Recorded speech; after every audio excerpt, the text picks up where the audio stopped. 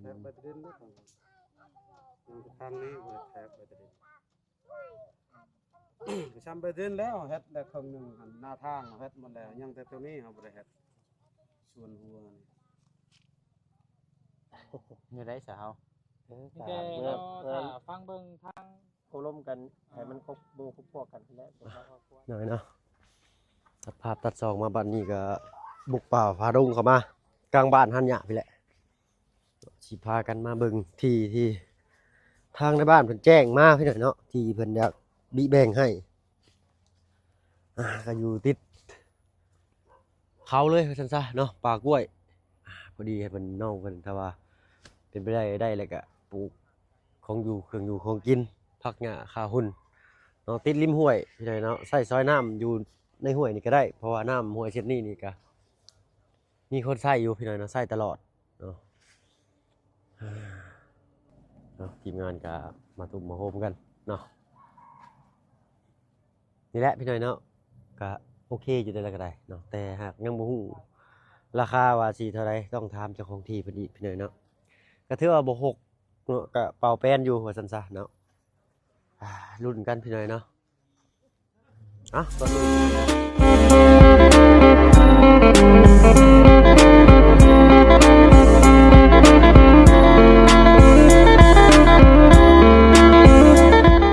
กับทักทายเนาะกับทักทายสบายดีผู้ใหญ่ใจดีและก็ FC เบิดทุกท่านที่เข้ามาชมช่อง YouTube บ่เพิ่งเคยหลายคือเก่าเนาะ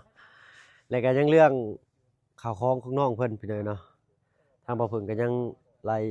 อ่านคอมเมนต์เนาะทาง FC เพิ่นเนาะว่าขาดเรือยังแน่แต่ก็สิเพิ่มเติมทางทีมงานบ่เชียงเพิ่นก็ได้ซื้อกาเก็บน้ำร้อนเรียบร้อยแล้วพี่น้องนะทางบ่เพิ่นก็สิซื้อกาต้มน้ำแล้วก็หม้อแห้งแต่กระโปะนั่นแหละเนาะแล้วก็กระถางกระมังกระซามกับแนวใส่เครื่องซอยในครัวเรือนพี่น้องเนาะไปและฟังเพิ่นเว้ากันถ้าสิให้ย่างลงไปเบิ่งน้ำนี่ก็มันก็ลงบ่อยากฮอบพุ่นแล้วพี่น้องเอ้ยเนาะมีแต่ว่าเป็นว่าควบกว้างควบหอมเอาย่างลงกับระเบิดเหยียบแล้วเนาะขอยันเหยียบกับระเบิดได้ข่อยมาเดี๋ยวผมจะตกไปเอาไผสิเป็นหน่วยเสี่ยงตายย่างรถว่าก็เบิ่งนี่ได้ว่า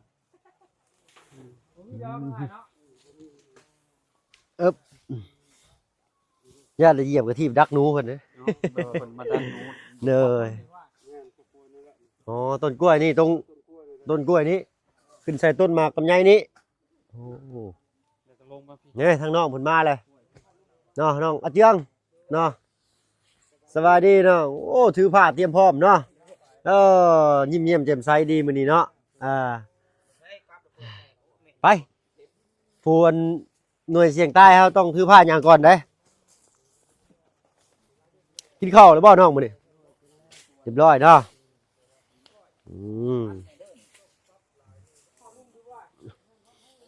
โถปลูกพืชพันธุ์นี่คือสิงามดีบ่ให้เว้าพี่หน่อยเนาะเอาเล่มห้วยเลยพี่หน่อยเนาะใส่ซอยน้ำมีอย่างสบายเลยโถมีแต่ต้นกล้วยอย่างนี้สวัสดีเจ้าเนยฝนตกหรือเสียงน้ำหัน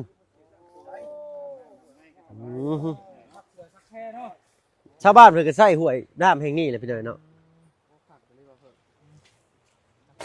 นี่เพิ่นสิเฮ็ดทางให้เลยนี่เพิ่นสิเฮ็ดทางให้ลงไปน้ำห้วยทางเพิ่นสบายแล้วช่วงนี้เนาะอีเลยระวังได้แตนเด้อโอ้สะสมคักคักแตนบ่มีชาวบ้านกวนเรียบไปแล้วเพิ่นว่าทางลงไปอาบน้ำเป็นตาดหินแห้งน้ำนี่แหละมีเกลือต้นไม้ว่านี่เกลือต้นไม้พอบ่แม่นแล้วต้นไม้ต้นเป็นผู้ย่างก่อนนี่ขอโทษขออภัยพี่หน่อยนะไปไม่เอาเพิ่มฮะลงไปบ่ข่อยเห็นแล้วต้นผักกูดมันอยู่ในนี้เนาะบ่ได้แม่นได้อาจารย์น่ะนะบ่แม่นบ่อันนั้นบ่ได้เป็นต้นผักกูดเด้เ ห่านแม่น พูด ใช่ ห่านผักกูด แม่นบ่ กูดน่ะเด้ อืมอ๋อนี่ผักกูดอันนี้ นี่แหละที่ว่าเจ้าเด้ ตัวลุมเนี่ยบ่แม่นเป็นราดอาบน้ำพี่น้อยเนาะใส่ซอยน้ำนี่นี่ มาทางนี้บัดนี่ อ๋ออันนี้คือแนวตรงที่ว่าเขียนแดนเพิ่นเนาะเพิ่นสิมีแบ่งให้ ลงมาพี่เลย เลย อ่ะดองอ่ะจ้าขึ้นน้ำเถอะจอยตรงนั้นฮอดพุ่น อึ๊บ ไม่หัวแล้วครับ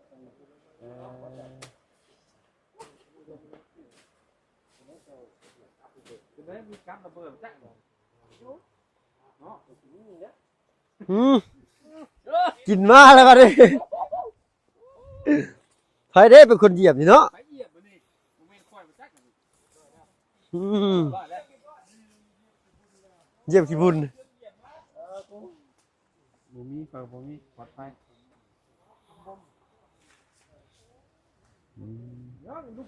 คุณโบมบ่นี่ อ๋อโต โอ้คุมบ่มไม่ใช่นี่ ต้นบักคะ พักอ่ะ แม่นหอมชื่นใจ ข่อยว่าหมุนไปที่แล้วบาด โอ้ขอยันแต่แตนหั่นแหละ แทนบ่มีเพิ่นว่า บุกเบิกลงมานี่ครับตัวนั้นแปดเติร์ดเลย โอ้กว้างเติบพี่หน่อยเนาะยาวขนาดเลยน้ำห้วยใกล้ๆเลยพี่หน่อยเนาะ พอบุกไปใช่เนี่ยพอ เข้าบ้านนี่มิบบ่ พอไปเลย อ้าวเพิ่นก็คือสิเที่ยวบ่อยอยู่พี่หน่อยเนาะ ญาติได้ข่อย บ่นี่มันเป็น พาหัน อันนั้นได้นี่เนาะ มันหกมันยังอันตรายได้นี่ เท่า เห พี่ ยีย ห บ น่อยเนาะ งูเหยียบยังเนาะ บ่มีงูก็ได้สวัสดีเจ้า บ่ว่าเนาะ เพิ่นว่าบ่มีงูเพิ่นว่า มาข่อยถอย ชาวบ้านสังหารไปแล้ว ไว้ใจบ่ได้นะไปพี่น้องครับไปขึ้นไปเทิงบ่ไปทำนี่ชุดแล้วเห็นน้ำกันแล้วไ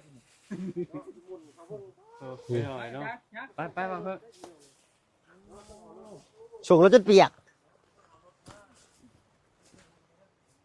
ถ้าว่ารถฟอร์ดนี่คือสิบ่ไหวได้เนี่ยฟอร์ดนี่ได้อยู่เนาะโอ้ยมาเฮานี่มีกินตลอดโอ้ย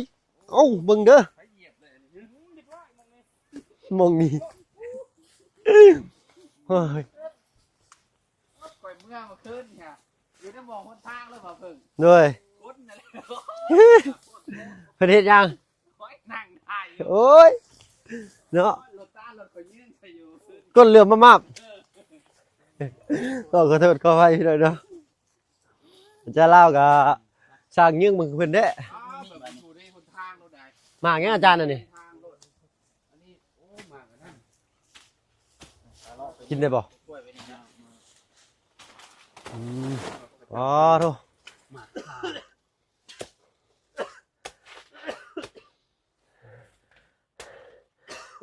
ทำให้ปั๊บก่อนปั๊บจะแผลนี่แล้ว กวาดแต่เทิงนี่ลงไปเนาะ กวดแต่ตัวเทิงลงมาหลุมที่ เหนื่อย กระบอกกวดตัวเทิงมันกระบอกได้เลย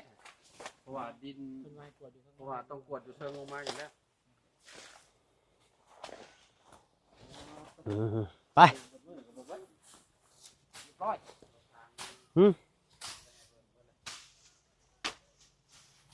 อ๋อโธ่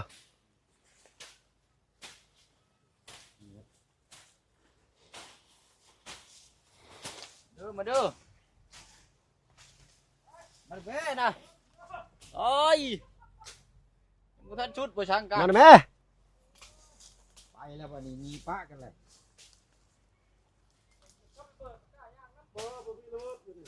บ่มีเพิ่นว่าเพิ่นมั่นใจบ่ต้องพี่หน่อยเนาะเนี่ยระเบิดคนน่ะเนาะ มีลัก นักแดนเพิ่นอยู่หั่นเหนื่อยเนาะอ๋อโธ่จากต้นม่วงกินนี่บ่ ต้นตัวม่วงตัวนั้น อืม แม่นตัวนี้ตัวกลางตัวนี้ โดย ตัวชนนั่นเด้ ส่วนแรกเลยที่เฮาย่างลงมานั้นเนาะบ่ตกประมาณ20เมตรได้อยู่ดินี่ เท้า ณ20นี่แหละ20 25นะหรือว่า20 30 ประมาณนี้แหละเนาะเรื่องว่าค่อยนี่มันค่อยแน่นอนเรื่องค่อยนี่ มีแต่เอาบ่วงรถถอดตักก็ดุดลงเลยเนาะ มันดุดไว้แล้วมันบุ่มบากแล้ว ถ้าเฮาเบิ่งนํกันแล้วมีแต่ว่าไปออกไปคุยนอกพุ่นแล้ววันนี้เนาะเรื่องทางออกทางเข้าเราคงราคาไปเบิ่งว่ามีทางออกทางเข้าสะดวกสบายรถสัญจรได้อยู่บ่พี่น้อยเนาะแต่ว่าเนื้อที่นี้ชุดเหยียดอึ๊บ ยามนี่เนี่ยยามมันก็กินเนาะหญ้ายังเกี่ยวอยู่ยามนี่เนาะเพราะว่าเบิ่งด้วยตาเปล่านี่ประเมินว่าประมาณ20คูณ20ปลายพุ่นแหละพี่น้องฮึบเนาะเดี๋ยวจะสิเบิ่งเด้ทางออกทางเข้าของดินแปลงนี้พี่น้องเขาพี่ออกพี่ก็ได้ออกพี่ก็ลงห้วยสัตว์ลงไปสวนน้องซอน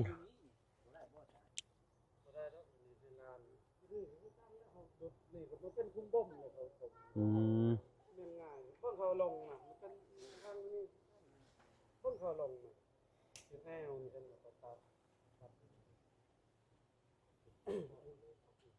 นี่เขานอนแล้วเฮาให้นอนอยู่นี่ก็มีเดินคือกันนี่นะ อืม ทางเดินทางนี้แล้วมีเดินนี่ทางนี้เดินคู่กันนี่แหละ ยินหน้ากระดาน พุ่นละอันออกวงมันบ่มีมดมีแมง ถามน้ำกันทางออกทางเข้าได้อยู่แก่ได้ใบ ทางเข้าบ่ เด้อ ทางเข้าอย่าเข้าทางนั้นก็ได้ทางนี้ก็ได้แหละทางน่ะ อนาคตบ่มีปัญหาบ่ บ่มีปัญหาหยังดินอายนี่แหละI have ชอบดอกเฮ็ดทางนั้นก็ได้ทาง ออกไปฟังกุ๊กนั่นก็ได้เนาะ บ่ตัวนั้นน่ะดินเข้า เอา ค่าเข้าหัวค่าหัว ฟังนี่บ่ เออ อ๋อสามารถแบบว่าเฮาดินพื้นนี้เฮาแบ่งครึ่งพอทางโค้งออกตัวแอวออกก็ได้ แม่นเฮาจงทางไว้พุ่นนี่ก็จะได้ทางน่ะบ่มีทางก็สิเข้าทางใดซั่น อันนั้นเดี๋ยวเฮาต้องถามคนแล้วเนาะ ต้องมีทางเนาะทางออกทางเข้าให้ประมาณ3-4 เมตรนั่นแหละทางจงไว้เพื่ออนาคตอีกหั่นบางเทื่อได้รถได้ล่างอย่าเข้า โดย บ่แน่เนาะ นั่น เพื่อให้รถได้10โลยังบ่แน่ได้เนาะรถปอดรถหยัง รู้จักสมัยนี้เนาะถึงเลข600 ล้านนะเอ้า อย่างเงี้ยมันก็เกิดขึ้นได้เนาะ แม่น ได้สาวทีมงานเฮาเป็นนำกันเบิดทุกทุกคนแหละ ยังแต่ว่าบุญบ้านป้าเพิ่นเนาะยังมาบ่ทรงบ่ทันพี่น้องเลย เดี๋ยวเมื่อวานนี้เราก็มาเบิ่งแล้ว เราเห็นแล้วบ่ มาเห็นแล้วกับเบิ่ง อืม แต่ว่าเฮาเห็นนํกันบัดนี้ก็ มาล้มเรื่องราคาบาดนี้เนาะ ราคาแหละ อันว่าเรื่องประเมินด้วยสายหูสายตาซื่อๆนี่ก็ยังบ่ได้แทกเป็นกะลับเม็ดครั้งนี้เนาะจักสิเท่าใดแต่ว่าสิอยู่ประมาณ20หรือ25เนาะตีใส่ประมาณนี้แหละ เรื่องราคาบ่ เนาะ ราคาเฮาก็จักสิเว้าได้แหละเว้าแปลงโพดคือเว้านะชนลายก็ให้ลูกซอยพ่อนี่แหละนั่นเฮาจะได้50ราคา 50ล้าน โดยเจ้าสิ เป๊ะเลยไปดาวไว้เป๊ะ เจ้าสิ 10ล้านประหาร จำได้ ใจ เอาบ่ได้กินข้าวคำเดียวดอกเฮาก็ยังฟังลูกอีก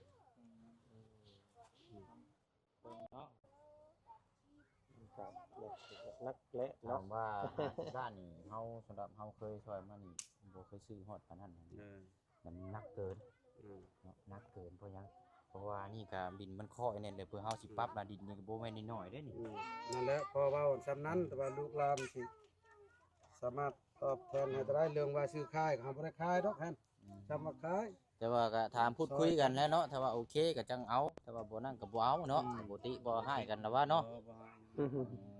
ตามเบิ่งนี่แหละมาเบิ่ง เกลียดบ่ช่างกันดอก เอากันมาเบิ่งพูดคุยกันนั่นแหละเนาะ แต่ว่าเฮามันเว้าซำนั้นลูกอีกอะไรอีกสิให้น่ะ ก็บ่อยากจักสิต่อที่ใดเนาะ จักสิ จักสิกล้าบ่กล้าฮอดเว้า เพิ่นเว้ามาซำนี้เฮาก็จักสิต่อที่ใดนะมัน มันประเมินบ่ถูกเลยนี่เนาะ แต่พังเบิ่ง FC เพิ่นนั่นแหละสบาย โดย มัน ยังแต่ตัวนี้เขาบ่ได้ไปประเด็นตัวนี้เฮ็ดแล้วตัวนี้ฮอดทางเดินครับแทบไปประเด็นแล้วยังทางนี้บ่ได้แทบไปประเด็นช้ำไปประเด็นแล้วเฮ็ดแล้วครึ่งนึงหน้าทางเฮ็ดหมดแล้วยังแต่ตัวนี้เขาบ่ได้เฮ็ดส่วนหัวนี่ อยู่ได้สาว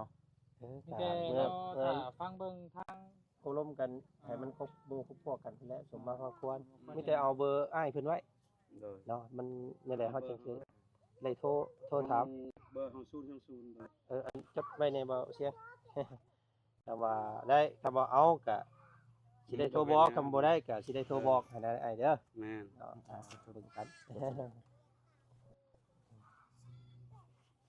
สิบวันกับประหารใจคือเพิ่นว่าได้เนาะ เพราะมันก็แม่นอยู่กว้างอยู่พี่น้องกันเพิ่นแบ่งให้ก็มันเพราะว่ามันก็ จะโทร นักแรกคำเทียบกับการช่วยเหลือเนาะมันก็ ยางเบิ่งเมื่อกี้ก็จนหอบบ่เห็นพี่น้องเนาะ จนเมื่อยคนย่างจนบ่ฮอบพี่น้อง พอจะกดไหม เราพาไป ซิมเฮาบ่มี ว่ามันดิน ก ค่ ด อน แล้ว ข้า เฮาง สิแค จะ ปจอไว้ก็ได้ ลากสั้นเนาะแล้วก็ต้องได้ปรับได้แปลง แป้งลายนะ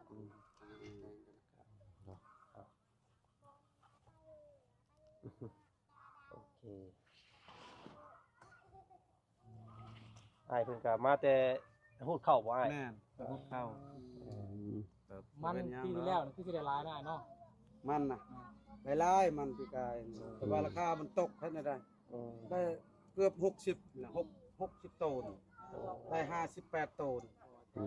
มันของเราเบิดพี่น้องแม่นไปที่เราซอยไปขึ้น สิต้องสอนไปขึ้นมันซอยเห็นบ่ เออ เพิ่นเอาแห้งพี่หน่อยเนาะ มีตัวให้ยังนั่นจ้ะ โดย ลายเนาะ มีเฉพาะหม่องนี้บ่หม่องอื่นบ่ได้มีบ่ที่ ดินครับบ่มีแล้วบนอื่น เรียกว่ามีหม่องที่หลายหม่องนะ นี่ก็ยากๆแล้วดินแถวบ้านเฮานี่ยากบ่มีบนดินลูกหลานสิตั้งเฮือนมีเบิ่งลูกหลานน้องเฮาประมาณนี้แต่บ้านประยุทธ์นั่นจะบ่พอนํอยู่นี่ก็อยู่นี่เขาปรับมาอีกนี่เขาจะตั้งเฮือนนี่2.5 ล้านเขาให้เขาปรับนี่คุมบ่มใหญ่คุมบ่มซ้ำตัวนั้นแหละมันตกนี่มันถึก2ลูกแล้วตัวนั้นลูกนึงคุมบ่มตัวนี้ลูกนึงเขาปาดเอาดินตัวนี้แล้วมาถมน่ะดังชั้นบ่เป็นตาเบิ่งซ้ำดินยกมาแย่เขาปรับเอานี่ปรับยามนี้ เอ้าจะได้สาวเฮาเนาะ สิประมาณนั้นแหละเดี๋ยวสิโทรบอกอ้ายเพิ่นเนาะ เดี๋ยวเฮาสิโทรบอก คำตอบได้เด้อ ตอบ เป็นห สา ยั ม ง หา เด้ เด้ อ อเบิ่งก่อนมึงมันเรื่องมูลค่าเนาะมันก็บ่น้อย เป็นหยังเนาะ ๆ แล้วว่าลูกว่าให้ทนานทะเนกเฮายังถามลูกเมียอีกแฮะบ่เสร็จคือกันมีหยังก็มีครอบมีครัวถามลูกเมียก่อนแม่นบ่เว้าเท่านั้นก็โอ้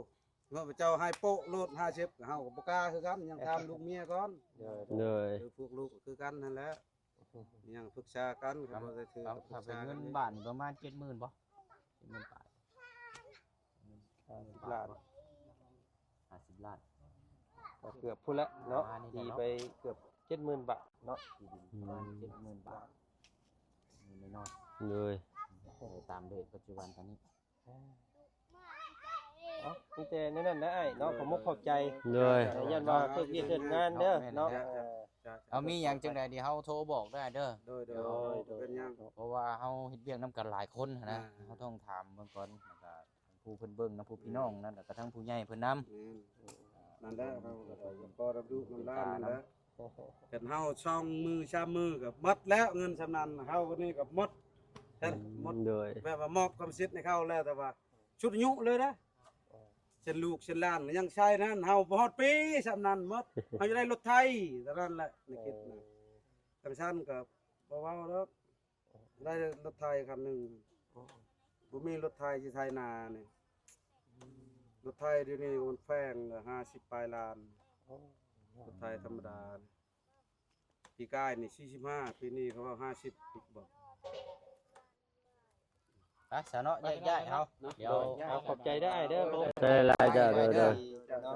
เพราะว่ายันว่าทางให้ ไปน้องเจียงเนาะ ไป น้องเจืองเฮ็ดนาย่ออีกแล้วบาดนี้ เออ เนาะได้ยินราคาทางมัน เจ้าของดินเพิ่นแจ้งมาหนาวบ่มียิ้มเลยบ่าวหวานหน้าบูดผู้ยุ่ง เรายิ้มมาแต่ใกล้อยู่เมื่อกี้นี่เขาก็ยังท่วงอยู่โอ้ยว่ะ เอาเดี๋ยวครับตอบโอ้นี่แหละเนาะเป็นบูมแล้วเนาะ เหนื่อย นี่ตัวแม่นบ่ โอ้โห สองลูกตกพร้อมกันเราอ่ะเนาะดีตัวมันหลังค่าเพื่อนพี่น้องโอ้โหลูกทำเพื่อนมาแล้วพี่น้อง ลูกใหญ่เอลีเนาะนี่ก็เป็นทางย่างออกมาพี่น้อยเนาะแต่ที่บอมเพิ่นเนาะออกคนนี้ก็ได้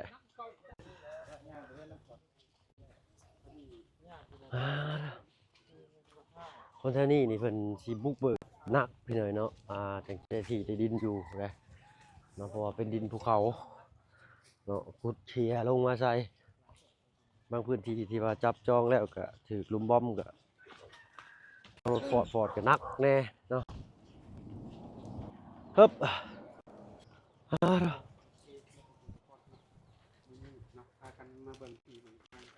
หลังแค่เงียบมากนี่เนาะฝนก็สิตกแล้วบัด บ่ได้เด้อ โดย เนาะเพราะว่าไอ้คุยกันก่อน เนาะ โดย ทางง่ายก็สิไปทางอื่นก่อนเด้อน้องเด้อเนาะสบายดีน้องมา สบายดี เด้อเอ้าเจ๋งขอบเจ๋งกว่าเติมอีกบาทนี่เนาะ ทำบ่ได้ก็เอามุงไม้เนาะเป็นหยังเนาะเสียใจเด้อ เอาแล้วทางง่ายยังสิมีข่าวดีมาแจ้งอีกอยู่เนาะจะสิมีซื้อข่าวของมามอบให้น้องเพิ่นพี่น้อยเนาะสำหรับคลิปนี้ทางทีมงานวัดสุภูสุคนเนาะก็พยายามสุดๆเลยแหละพี่น้อยเนาะก็จักสิว่าได้ก็บ่สำเร็จพี่น้อยเนาะก็สิว่าก็มันเกินกำลังเฮาก็ว่าได้พี่น้อยเนาะ50ล้านตกอยู่70,000ปลาย73,000 74,000พุ่นแหละพี่น้อยเนาะเรากล้วยเพิ่นพี่น้อยเนาะ จะลูกใหญ่นี่เนาะฮึบไปเนาะสำหรับคลิปนี้ไปแล้วพี่น้อยเนาะสบายดีจ้ะ